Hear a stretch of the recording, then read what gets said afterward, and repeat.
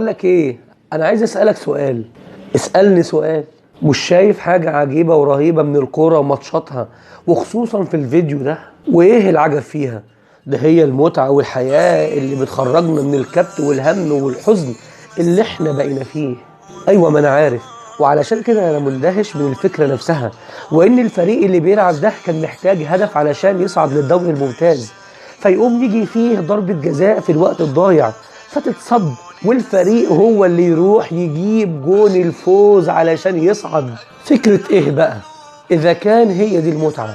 طب انت علشان تروح تتفرج على ماتش، سواء في الاستاد او على كافيه او حتى في بيتك، ايه الخطوات اللي انت هتعملها؟ اكيد لازم اروح بدري قبل الماتش بكام ساعة، وادفع فلوس واقعد اشجع فريقي، واللعيبة تموت نفسها في الملعب، وكمان ممكن يحصل لهم اصابات ودكاترة تنزل لهم على اعلى مستوى تعالجهم. ده غير كمان لما يكون الفريق ده عنده ماتش في دولة تانية، لازم يركب طيارة علشان يروح يلعب الماتش في بلد تانية، وفي الآخر ممكن يرجع بنقطة واحدة بس، أو ممكن نعيط لو خسروا وكده يعني. ياه، يعني كل اللي انت قلته ده وكل المعاناة دي مقابل 3 نقاط أو نقطة واحدة، أو حتى هدف يصعدك أو يكسبك بطولة، ومن غير النقطة دي ممكن تهبط وتخسر؟ أكيد طبعا. طب ويوم القيامة ما فكرتش برضو انك ممكن تقف على حسنة واحدة تدخلك الجنة وتنجيك من النار؟ بس مش هتتعب زي فريقك اللي بيسافر بالايام ويتعب علشان يحصل نقطة واحدة، ده وانت قاعد مكانك بقراءة قرآن وذكر واستغفار، يعني حرف واحد من القرآن ب10 حسنات. تخيل انت بقى كام حرف ستقرأ من القرآن. ايه يا سيدي الكلام الكبير ده؟ يعني انت عاوز تقول ان الكورة حرام وبتدخل النار؟ ما قلتش كده خالص. انت ممكن تشجع وتتابع، وانا كمان ممكن اكون بتابع اخبار الكورة بس من بعيد، او اشوف ربع شوط ولا نصه، او اكمله، لكن بشرط بعد فرائض ربي واكتمال وردي. في دي بس عندك حق، ممكن فعلا الماتش يجي وقت الاذان وانا مش بقوم اصلي علشان عاوز اتفرج على الماتش. انت تعرف ان ده اسمه شرك اصغر لكن لا يخرج من الملة؟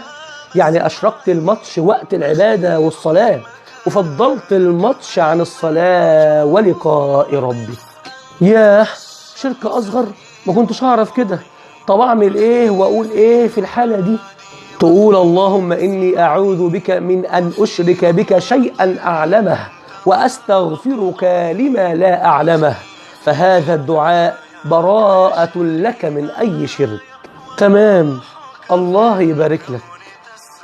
يا ريت زي ما بتشجع فريقك وبتحسب ليه النقط، تلحق نفسك وتحسب حسناتك، وإنك ممكن يوم القيامة تقف على حسنة واحدة، فمش هيكون ليك وقتها إلا رحمة ومشيئة ربك، إن شاء عذبك وإن شاء غفر لك. ولا أجد لك كلمات تقال سوى قول ربي بسم الله الرحمن الرحيم.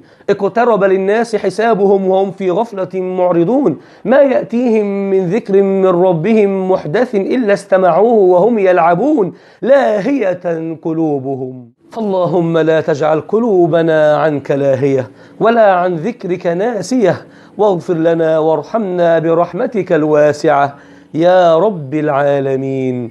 اللهم آمين. كن جميلا.